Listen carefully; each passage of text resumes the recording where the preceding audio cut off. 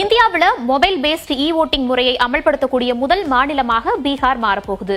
June 28ஆம் தேதி நடைபெற போற நகராட்சி தேர்தல்களிலிருந்து புலம்பெயர்ந்த தொழிலாளர்கள் மற்றும் மாற்றுத்திறனாளிகள் உட்பட தகுதியான வாக்காளர்கள் இந்த ஆண்ட்ராய்டு செயலியை பயன்படுத்தி வாக்களிக்க முடியும் அப்படிங்கிற நடைமுறை வரப்போகுது.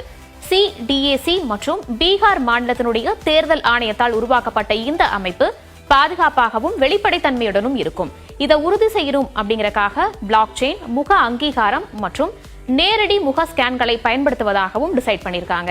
மின்னணு வாக்களிப்பை செயல்படுத்த 2 பாதுகாப்பான ஆப்பையும் செலக்ட் பண்ணிருக்காங்க. அதுல ஃபர்ஸ்ட் என்ன அப்படின்னா இ-வோட்டிங் SECBHR அப்படிங்கிறது. இது CDAC ஆல உருவாக்கப்பட்டிருக்கு. இரண்டாவதாக இருக்கக்கூடிய ஆப்பை பொறுத்த வரைக்கும் பீகார் மாநில தேர்தல் ஆணையத்தால உருவாக்கப்பட்டிருக்கு. இந்த 2 செயலிகளை தான் இதை பயன்படுத்த போறாங்க. இந்த செயலிகளை பொறுத்த வரைக்கும் ஆள் மாறாட்டத்தை தடுப்பதையும் பாதுகாப்பான வாக்களிப்பை உறுதி செய்வதையுமே முக்கிய கோலாக வச்சிருக்காங்க. அதற்காக பிளாக் செயின் ஒருங்கிணைப்பு, ஃபேஷியல் ரெகக்னிஷன் மற்றும் லைவ் ஃபேஸ் கம்பாரிசன் உள்ளிட்ட தொழில்நுட்பங்களையும் பயன்படுத்த போறாங்க.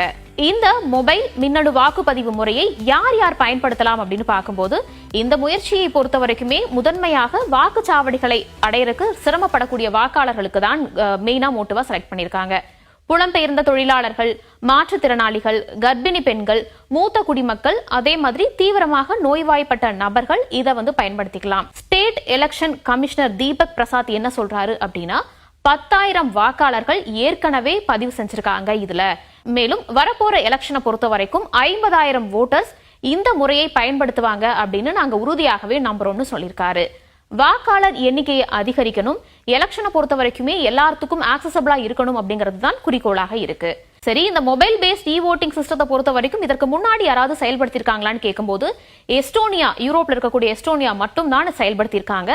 இந்தியாவை பொறுத்த வரைக்குமே பீகார் முதலாக இந்த முறையை அமல்படுத்த போறாங்க. இந்திய சூழல் அப்படின்னு எடுத்துக்கிட்டோம்னா பீகார் இந்த மொபைல் இ ஓட்டிங்கை பொறுத்த வரைக்கும் ஒரு முன்னோடியாகவும் மாறியிருக்காங்க.